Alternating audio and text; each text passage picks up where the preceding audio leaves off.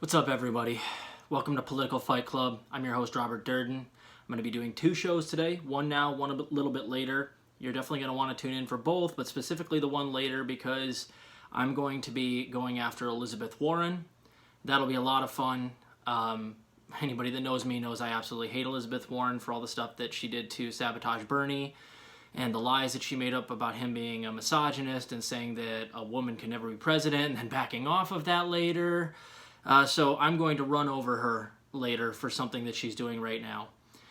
This episode is going to be me revamping a plan that I put on a different episode about how I think whoever comes out in 2024 as the lefty that inherits Bernie's mantle and his infrastructure and his Sanders swarm online, Nina Turner, hopefully.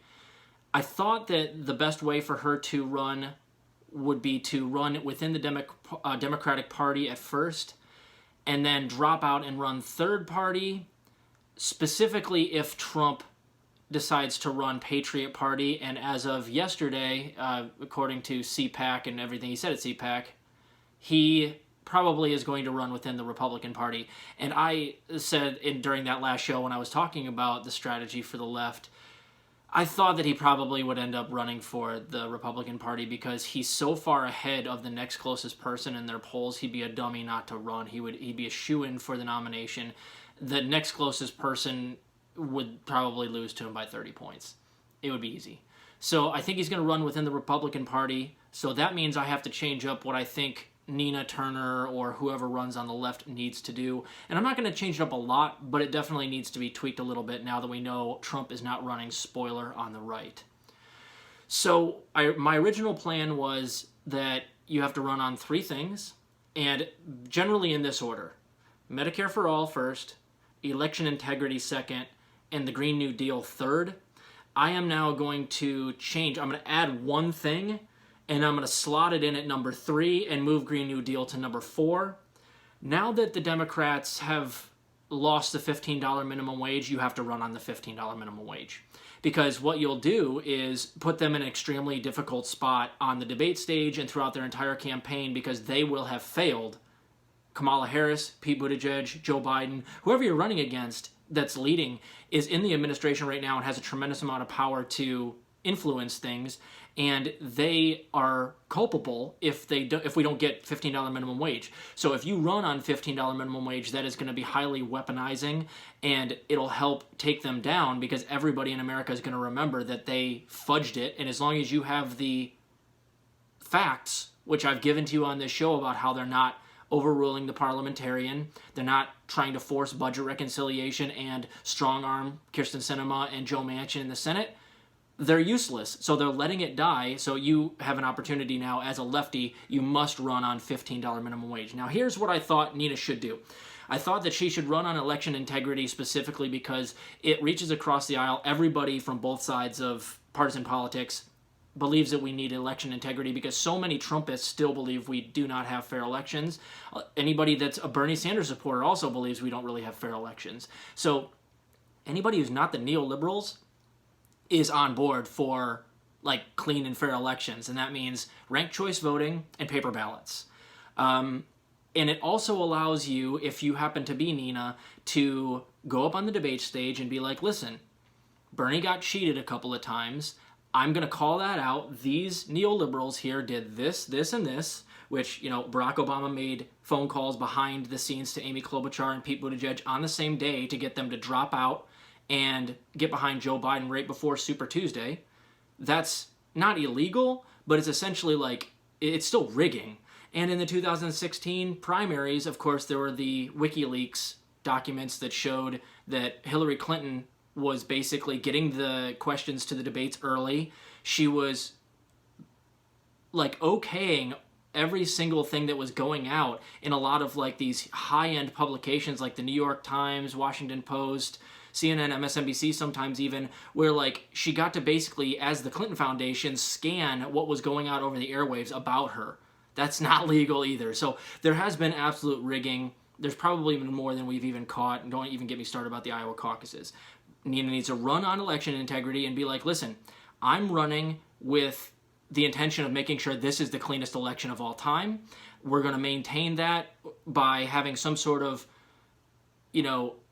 indiscriminate IT team that's going to make sure that this doesn't happen. We're not going to give out any more, deals to Pete Buttigieg's people making shadow ink apps so that they can rig it in their favor. We're going to make sure that's all not going to be in there. And if the DNC cheats us again, we're going to catch you red-handed. That's how she needs to run, and that's how I said she should do it last time. Now that you can't run spoiler, though, you need to add one threat to that. You need to say specifically, if it turns out that we prove that you guys are in any way tampering with this, I will drop out and run spoiler immediately, and it'll be on you. That's how you need to frame it now. So you need to make sure that you say from day one, if I think that I'm being cheated, I will absolutely drop out and destroy the Democratic Party. But if you give me a fair election, if we all get a fair shot here and you don't tamper with it for the third election in a row, then fine. I'll lose I'll lose with dignity if at least I get a fair shot. So you have to add that caveat in, and I would just go like a bull in a china shop. Like, listen, we're going to have fair elections this time. If you don't like it, just do what Trump did. Just bash the status quo Democrats, or in Trump's case, the status quo Republicans. Be like, you guys are all cheating me. And you want to know why they're cheating me? Because I'm trying to do what you want. Do that exact same thing, and then when they do cheat you, get it on camera, figure out a way to prove that they're cheating you, and then drop out, run third party, and flip it on them. Be like, I would have run within the Democratic Party, but you guys wouldn't give me a fair shot. And then here's the icing on the cake. And the last thing I'm going to say in terms of strategy, and I just mentioned the $15 minimum wage has to be at the forefront of your campaign. Top 3 minimum, now that the Democrats have floundered it. But here's the thing you can do even better than that. If you drop out and run third party, when you do it, change your $15 minimum wage to $20 minimum wage. Run Green Party on $20 minimum wage, and then embarrass the hell out of the Democrats for the last part of the election cycle. Now, you will not win, and you may even play spoiler, but the point should be making the DNC out to be the cheaters that they are publicly throughout the entire campaign season. Catch them at every turn, always batter them for being cheaters, and then drop out. And if you are popular enough, you should be able to get the funding that we need for either the Green Party or the Labor Party or I don't care what party they run for or whatever. It does not matter. You can run independent if you want to. But it would be, I think, beneficial to run for the Green Party, get us the 15% vote that we need to get the Green Party on all the ballots and on the debate stage for the next election, and then just destroy the DNC. That's the best you can hope for. Because I honestly don't think that there's a way to win third party. I also don't think if they're going to cheat blatantly and you're not going to call it out, I don't think you can win within the Democratic Party either. So if you're going to lose anyway, you might as well take them down with you and then try to get the Green Party some funding. I would have said you'd had a good chance to win third party if Trump were running third party as well, and he were dividing the Republican vote. But if he runs Republican, the Republicans will win. You will be a spoiler. Just accept it, wear it as a badge of honor, and go out there and try to do what you can for a third party and take down as many of the corporate Democrats as possible. So that's how I'm updating it. It seems almost inevitable that Trump will run and win the Republican nomination. I'd bet my life on it now, today. If he doesn't die between now and 2024, Trump will be running, or he will be the Republican nominee if he wants to run, which it seems like, why wouldn't he?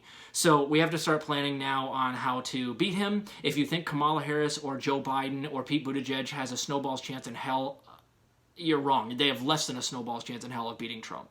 The only way to beat him is if you run lefty, populist, and I would say you have to destroy the Democratic Party the way that Trump destroyed the Republican Party. No holds barred. Go in there and trash everybody. Go in there and be prepared, get everybody on the debate stage numerous times, and just be a bull in a china shop. So that's what I think that they should do now. Whoever it is, Nina Turner, hopefully, because I think she has the best chance. Run Democratic Party until you catch them cheating you. Drop out and say, I wanted to run Democratic, but they wouldn't let me, and they wouldn't give me a fair shot, and just highly publicize all of their cheating, change your platform to add $15 minimum wage if you're running within the Democratic Party, and then once you drop out, change it to $20 minimum wage once you run green. Sweeten the deal for voters. Sweeten the deal. Get as many voters as you possibly can.